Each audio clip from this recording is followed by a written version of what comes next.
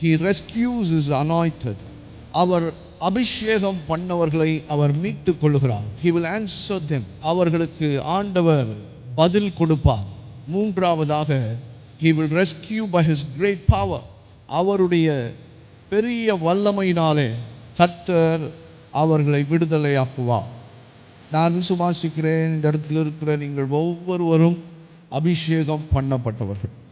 இன்றைக்கு இயேசு கிறிஸ்துவை உங்களுடைய சொந்த இரட்சகராக நீங்கள் ஏற்றுக்கொள்கிறீர்களோ, அந்த நிமிஷத்திலேயே நீங்கள் பரிசுத்த ஆவியானவரை பெற்றுக்கொள்கிறீர்கள். பரிசுத்த ஆவியானவர் உங்களுக்குள் வருகிறார்.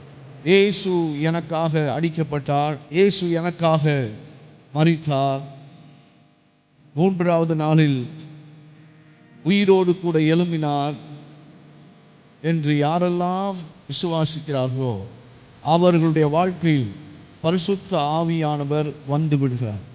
இந்த அபிஷேகம் பண்ணப்பட்டவனை கர்த்தர் மீட்டுக் கொள்கிறார். அவனுடைய ஜெபங்களை கர்த்தர் கேட்கிறார்.